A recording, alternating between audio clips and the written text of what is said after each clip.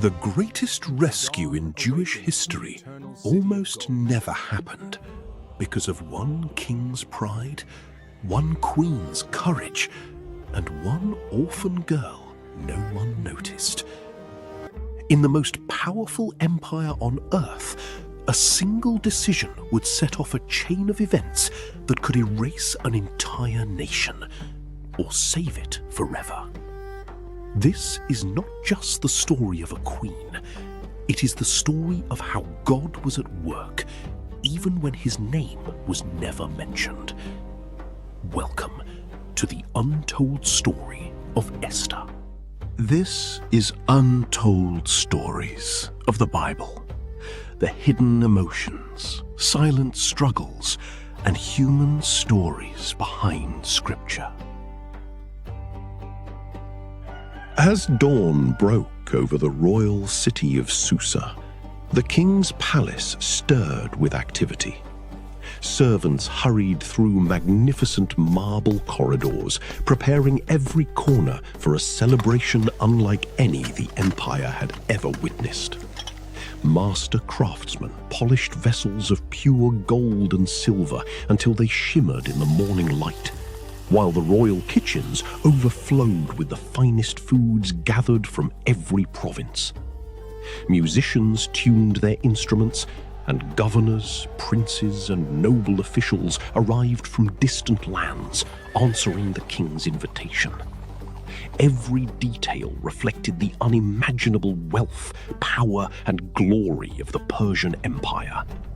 Everything was ready, and all eyes now turned toward the man who ruled 127 provinces, King Ahasuerus. King Ahasuerus ruled an empire unlike any the world had ever seen. His authority stretched across 127 provinces, from India to Ethiopia. Kings honored him, governors obeyed him, and countless nations prospered under Persian rule. Yet power alone was not enough. In the third year of his reign, Ahasuerus decided to display the greatness of his kingdom before his nobles, military commanders, princes, and governors.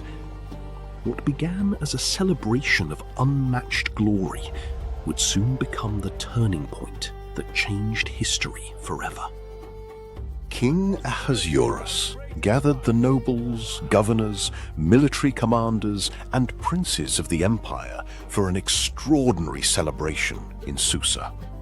For 180 days, they witnessed the wealth, power, and glory of the Persian kingdom. When the celebration came to an end, the king announced one final banquet, a 7-day feast for everyone living in the citadel of Susa. As the final banquet began, the king celebrated with the men of Susa, while elsewhere in the palace, Queen Vashti gathered the women for a royal banquet of her own. On the 7th day of the banquet, when King Ahasuerus was merry with wine, he summoned the 7 eunuchs who served in his presence. He commanded them to bring Queen Vashti before the royal guests, wearing her royal crown, so that everyone could witness her remarkable beauty. Without delay, the eunuchs hurried to carry out the king's command. The king's message was delivered, but the queen's response would astonish the entire empire. Continue the journey in the next episode of Untold Stories of the Bible.